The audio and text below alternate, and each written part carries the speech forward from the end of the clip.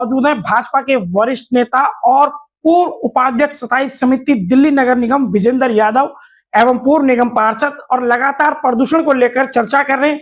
जानेंगे क्या है इनके पास समाधान प्रदूषण को लेकर और क्या इनकी स्टडी कहती है। सर, हर साल प्रदूषण खतरनाक लेवल पे पहुंचता है, दावे किए जाते हैं कंट्रोल के, लेकिन सिविक एजेंसियां बार बार फेल होती हैं।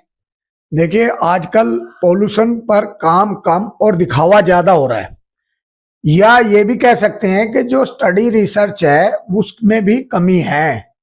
बस इसके मुताबिक आंकड़ों में जो प्रदूषण कम हो जाए तो इसके बाद जमीनी स्तर पर कुछ हो या ना हो, इसमें किसी को फर्क पड़ने वाला नहीं है। प्रदूषण अपने आप में गंभीर विषय है, ये लोगों के जीवन से भी जुड़ा हुआ है और हमारे बच्चों के सुरक्षित भविष्य के लिए ये सवाल है।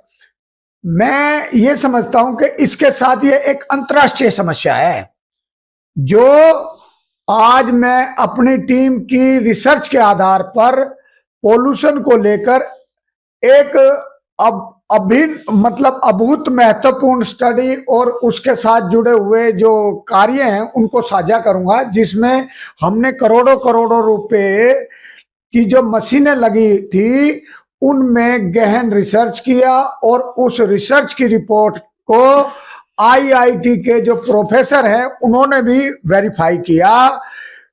और मैं आपको ये भी बता दूं कि उस रिपोर्ट के मुताबिक जो प्रदूषण है उस पर जो काम किया जाए तो इससे सबसे पहले मौजूदा जो पोल्यूशन में से 83% प्रदूषण घट जाएगा और प्रदूषण घटने से लोगों को प्रदूषण से होने वाली कई बीमारियों से निजात मिलेगी। दूसरा, जो स्मोक गन मशीन है उसकी कोई जरूरत नहीं पड़ेगी। जो दूसरा, स्मोक गन मशीन के अलावा ये पूरी तरह से स्मोक गन मशीनें बंद हो जाएंगी और फुटपाथ धोने का जो काम है लगभग वो खत्म हो जाएगा। अक्सर इस तरह के आरोप भी जो सिविक एजेंसियों पर लगते हैं कि जितना ज्यादा फंड खर्च होगा उतना ज्यादा कमीशन आएगा, वो सब बातें भी सुनने के आरोपों से पीछा छूट जाएगा। और सबसे बड़ी जरूरी बात, जो मैं दिल्ली की आबो हवा भी वर्ल्ड क्लास लेवल की बन जाएगी, जिसकी दिल्ली को बहुत सख्त जरूरत है। सर, आपने बात की रिसर्च की, तो ये दर्शकों को बताएं कि आपकी टीम ने कैसे काम किया, कहाँ काम किया और उस रिपोर्ट का आधार क्या है। देखिए, मेरी जो टीम पूरी तरह से एक रिसर्चर के रूप में साथ रही और हमने ग्राउंड पर वर्क किया है। उसके बाद भी करीब 80 पेज की रिपोर्ट बनाई, उसे एमसीडी में सबमिट किया है। हमने मुंडका, जो दिल्ली में सबसे ज्यादा पोल्यूशन के मामले में गंभीर स्थिति वहीं रहती है, तो वहां पर काम किया है। साथ साथ रोहिणी में भी काम किया है और इसके लिए पिछले साल 2023 के मई जून से हमने पूरी टीम के साथ काम किया और एयर पोल्यूशन के जो एक्चुअल डाटा बेस पर पूरे 15 दिनों तक काम किया गया और प्रत्येक दिन की एक अलग डाटा रिपोर्ट भी बनाई गई। यहाँ हमारी जो CAQM की जो मशीनें लगी थी, ये बहुत बड़ी बड़ी मशीनें हैं, ये करोड़ों करोड़ों रुपए की मशीनें होती हैं जी। और इनका भी इस्तेमाल किया गया। ये पूरी तरह से एक मॉनिटरिंग सिस्टम है। एक मशीन होती है जिसको CAQM बोलते हैं, जो इस रिकॉर्ड को मॉनिटरिंग करती है। इसकी कीमत लगभग 10 करोड़ रुपए के समथिंग होती है और इसके बाद मैनुअल तरीके से हमारी टीम ने भी अलग से डाटा रिकॉर्ड बनाया और डाटा के अनुसार पोल्यूशन में लगभग 83% की कमी आई, यानी मैं 17% ही पोल्यूशन बच गया। तो आप समझ सकते हैं कि ये एक शानदार उपलब्धि हमारी टीम की रही, जिसमें हमने प्रदूषण को घटाने का काम किया। अब मैं आपको विस्तार से बताने का प्रयास करूंगा कि मुंडका और रोहिणी, जो सुखदेव कॉलेज है रोहिणी में, यस, तो इन दोनों ही जगहों पर हमने करीब 3-4 तरीकों से काम किया, जिसमें अगर मैं बात करूं कि हमने अपने जो बुजुर्गों से सीखा है कि भाई पुराने जमाने में ये का छिड़काव कर देते थे और फिर उसके बाद में उसी पैटर्न को फॉलो करते हुए हमने वही कार्य यहाँ करने का प्रयास किया है। हमने यहाँ बहुत लिमिटेड यानी सीमित मात्रा में पानी का छिड़काव करवाते हुए साथ साथ झाड़ू लगवाई है। ये झाड़ू लगवाना जरूरी है क्योंकि हमने बुजुर्गों से सीखा है, जिससे मिट्टी रेत आदि जो है उस स्थान से झाड़ू के माध्यम से पूरी तरह हट जाता है और डस्ट नहीं रहती, पोल्यूशन खुद पे खुद भाग जाएगा जी, कंट्रोल में रहेगा। दूसरा, हमने जो ग्रेविटी के नियम पर काम किया, जैसे कि ये सभी जानते हैं कि जो एयर पार्टिकल है वह हवा में रहने के बाद वापस जमीन पर लौटते हैं। इसी नियम के चलते उन्हें हवा में जो चीज मिलती है वो उसी पर टिक जाते हैं, जैसे पेड़ पौधे आदि। अब फुटपाथ पर लगे पेड़ पौधे पर ये एयर पार्टिकल यानी धूल मिट्टी जम जाती है। आपने देखा होगा कि चाहे वो एमसीडी के कर्मचारी हो या फिर पीडब्ल्यूडी के कर्मचारी हो, जब वो पौधे में पानी देने आते हैं तो पौधों की जड़ के अंदर पानी देते हैं, लेकिन पौधों के ऊपरी भाग में वो डस्ट जमा रहती है।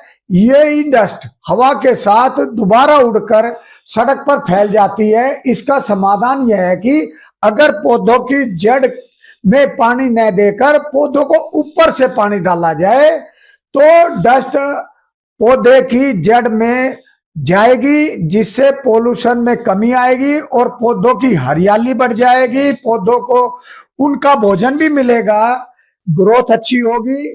तीसरा कदम यह उठाया गया कि हमने फुटपाथ पर काम करते हुए ये पाया कि फुटपाथ पर चलने वाले लोगों ने अगर हवाई चप्पल पहनी है तो वह जूते पहनने वालों के जो मुकाबले फुटपाथ से ज्यादा मिट्टी उखाड़ते हैं। जैसा कि बरसातों में आपने नोटिस किया होगा कि आप हवाई चप्पल पहनकर चलते हैं तो उसके पीछे कीचड़ के छिट्टे पड़ते रहते हैं चलने से, जबकि जूतों में ऐसा नहीं होता। तो इसके समाधान के लिए हमने जो फुटपाथ को अच्छे तरीके से साफ किया और जिसमें फुटपाथ में डस्ट हट गई, इससे भी प्रदूषण में कमी आई। और यहाँ मैं एक बात साफ बता दूं कि हमने फुटपाथ धोने के लिए जो परंपरागत तरीके का इस्तेमाल नहीं किया, बल्कि खुद से इजाद की हुई मशीन द्वारा हमने फुटपाथ को साफ किया। उदाहरण के लिए आप समझिए कि जो कर्मचारी फुटपाथ धोते हैं ये जेटिंग मशीन का यूज करते हैं, तो आप जेटिंग मशीन के पानी का प्रेशर इतना फास्ट तेज होता है तो उसकी धार जो है वो काफी तेज गति की रहती है और उनकी जो पानी की धार है वो बहुत बड़े एरिया को कवर नहीं करती, और जेटिंग मशीन के साथ ही यह संभव नहीं है। साथ साथ चलते हुए झाड़ू भी लगाता चले जिससे डस्ट पूरी तरह से हट सके। हमने इसका समाधान एक मशीन का जो इनोवेशन करके किया और उस मशीन में हमने पानी का प्रेशर 0 पर कर दिया और ज्यादा एरिया कवर करने के लिए जरूरी बदलाव किए। इसके अलावा साथ में कर्मचारी को भी तैनात किया जिसने साथ चलकर झाड़ू लगाई, जिससे फुटपाथ बहुत अच्छी तरह से साफ हुई और पानी का प्रेशर कम होने की वजह से हमने उसी पानी को दूर तक फुटपाथ साफ करने में यूज किया और बार बार पानी भरने में होने वाले खर्चे को भी कम कर दिया। इससे पैसे और समय दोनों की बचत हुई।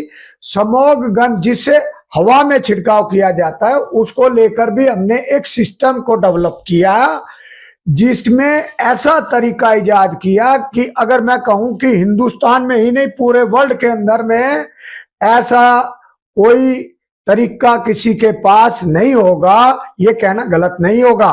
फॉर एग्जाम्पल एक ट्रक है, उसके पीछे ट्रॉली है और उस ट्रॉली में जो छेद वाला पाइप लगा है, ये पाइप ट्रॉली में अटैच होता है और इसका मेथड कुछ इस तरह का होता है कि पहले पानी ज्यादा गिरेगा और जितना दूर होते जाओगे उतना पानी गिरना कम होता जाता है।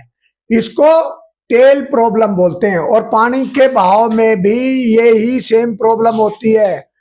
आपने भी नोट किया होगा कि जब बारिश होती है उसके बाद हवा साफ हो जाती है, क्योंकि उसमें जो बारिश की बूंदों का साइज होता है वो बड़ा होता है और उसमें डस्ट चिपक जाए तो वो अपने वजन से उसको हवा में जो घुल रही डस्ट को जमीन पर ले आती है। हमने इसी तर्ज पर खुद की इजाद की हुई मशीन, जिसको वंडर यूनिट भी बोला जाता है, उसको रोहिणी सुखदेव कॉलेज और मुंडका में जहां डीएमआरसी के स्टाफ क्वार्टर हैं वहां लगाई गई और करीब आधा किलोमीटर इधर आधा किलोमीटर इधर हमने कृत्रिम बारिश करवा दी, जिससे हुआ ये कि जो एक महज 1% की लागत से ही जो सीधे आप समझ लें कि इसे एक प्रकार से 99% की जो बचत हम कर सकते थे वो हुई।